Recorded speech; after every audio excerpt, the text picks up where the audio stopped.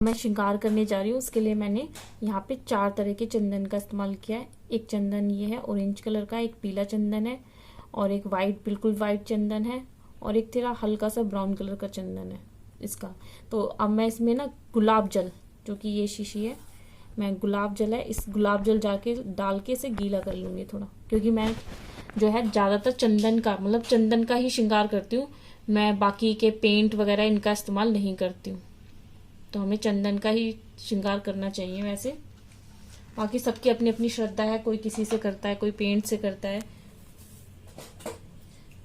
भाव सच्चे होने चाहिए, वो तो स्वीकार कर ही लेते हैं कान्हा जी, लेकिन चंदन का इस्तेमाल आपको जरूर करना चाहिए, अच्छा रहता है।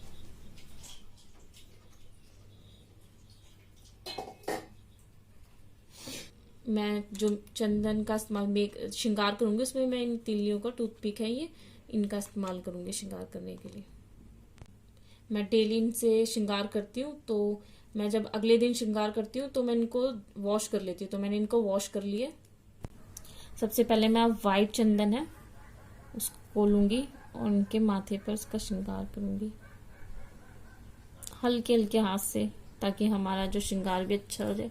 देखो, श्रृंगार करना तो हम अपने भाव से करते हैं, और श्रृंगार का अच्छा लगना या न लगना वो ठाकुर जी पर डिपेंडेड है। मतलब वो श्रृंगार को जब अपने ऊपर धारण कर लेते हैं तो श्रृंगार ही अद्भुत है। हमारी इसमें कोई क्रिया नहीं होती कि हम अच्छा श्रृंगार कर रहे हैं, नहीं, ठाकुर जी धारण करते हैं तब अद्भुत लगता है श्रृंगार।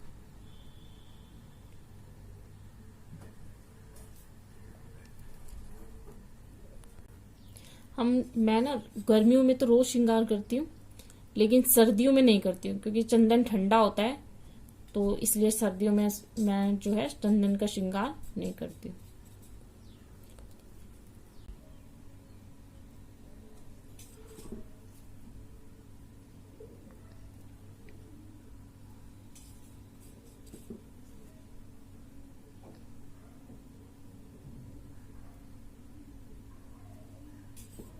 हम उस तरफ से भी ऐसे बना देंगे।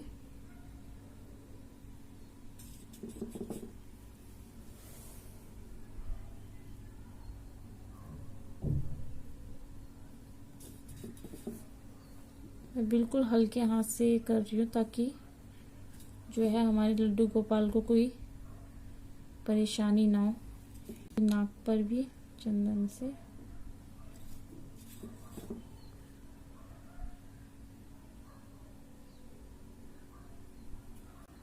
अब मैं संतरी चंदन का इस्तेमाल करूंगी।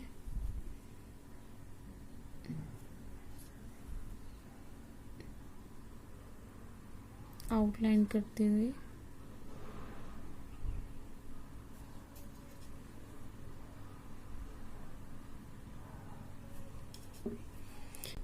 ये सारे चंदन जो है ना, मैंने वृंदावन से लिए थे।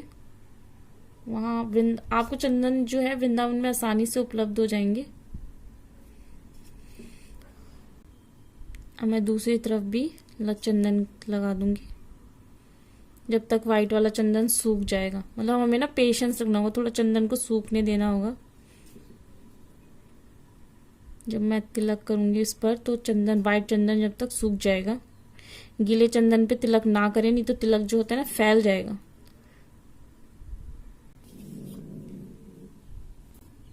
अब मैं पीला चंदन का इस्तेमाल करूंगी।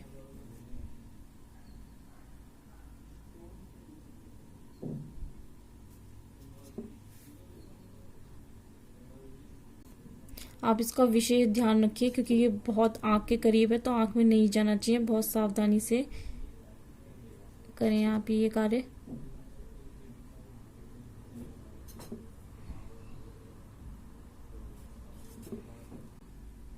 मैं इस लाइनर से, इसका मतलब आई लाइनर है, इसका उपयोग मैं इनको काजल लगाने के लिए करूंगी।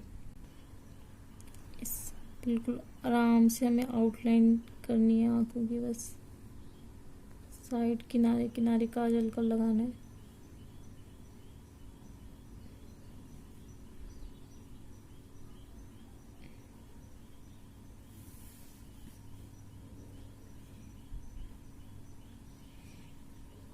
ऊपर की तरफ भी।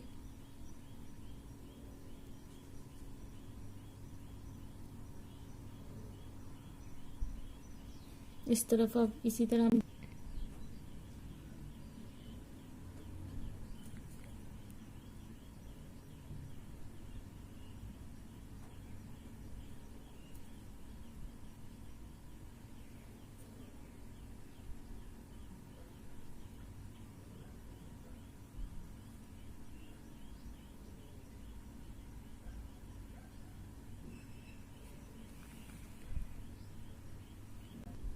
अब मैं इससे इनकी आईब्रोज बना दूंगी।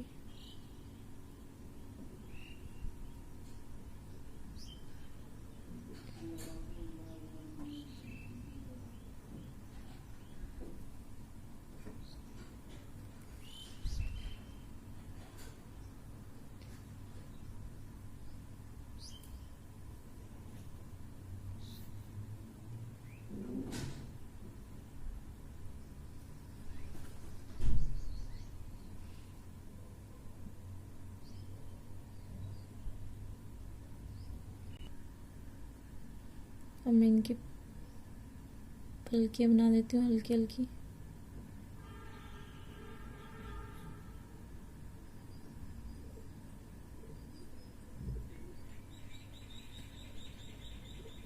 यहाँ थोड़ा सा डार्क लग गया था, ऐसे ही दूसरी तरफ।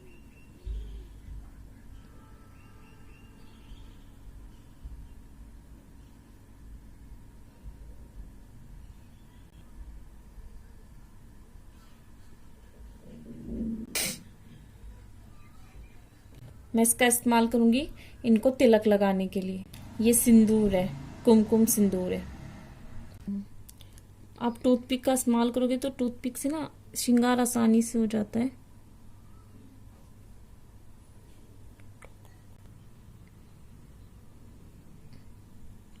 हम इक्वल देख लेंगे दोनों तरफ, नाक दोनों, इन दोनों आईब्रोज के बीच में तिलक का धारण कराएं। तो पहले हम हल्के हल्के ऐसे ही करना पड़ेगा, नहीं तो फैल जाएगा। अब हमने तिलक लगा लिया लड्डू गोपाल जी को। अब हम इनके होठों पे भी लगाएंगे थोड़ा सा।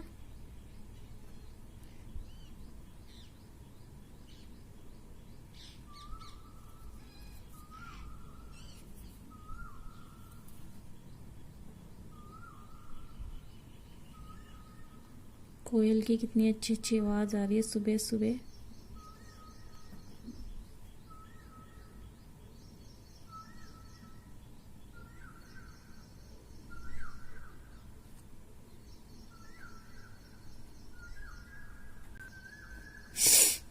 जो ये चंदन है, एक चंदन जो रह गया था, हमने 3 तरह के चंदन का इस्तेमाल कर लिया। तो अब इसका इस्तेमाल करेंगे हम। यहाँ पे लगाएंगे कान्हा जी के गाल पे, गलचप्पे।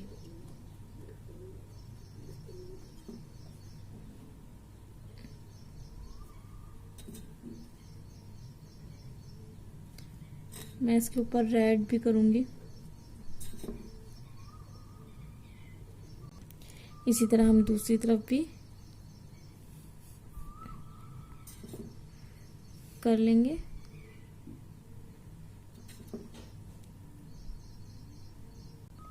मुझे इनके श्रृंगार करने में ना बिल्कुल परेशानी नहीं हो रही है, बड़े आराम से श्रृंगार करा ले रहे हैं।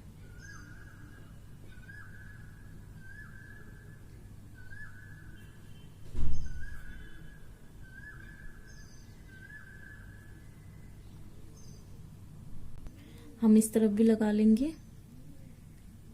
इसी के ऊपर थोड़ा थोड़ा हम रेड रेड कर देंगे, अच्छा लुक आएगा।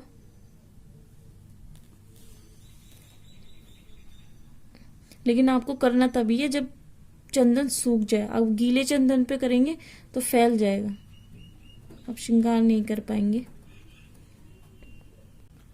कुमकुम है तो हम चंदन तिलक के लिए हम कुमकुम का इस्तेमाल भी कर सकते हैं। तो ज्यादातर जो है वाइट और रेड कलर के है, ये कुमकुम इस्तेमाल में होता है। तो हम यहाँ पे इनकी ड्रेस से मैचिंग ग्रीन कलर या रेड कलर का इस्तेमाल करेंगे।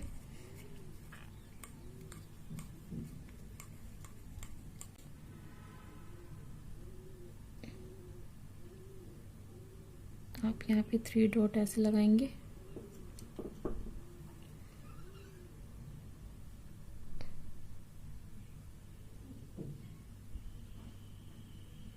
ऐसे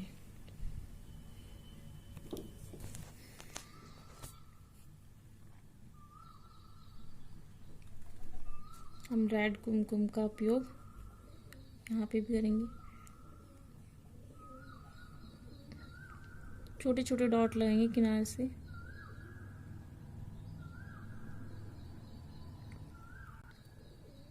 थोड़ी थोड़ी स्पेस में गैप देकर तरफ भी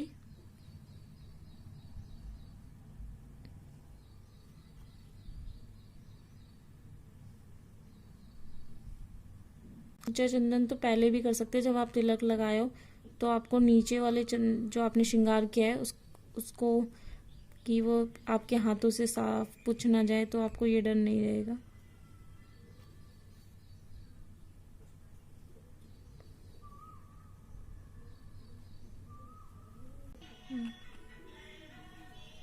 ये ब्लू लाइनर है, हम ब्लू लाइनर से ना तिलक की आउटलाइन करेंगे अंदर की तरफ से।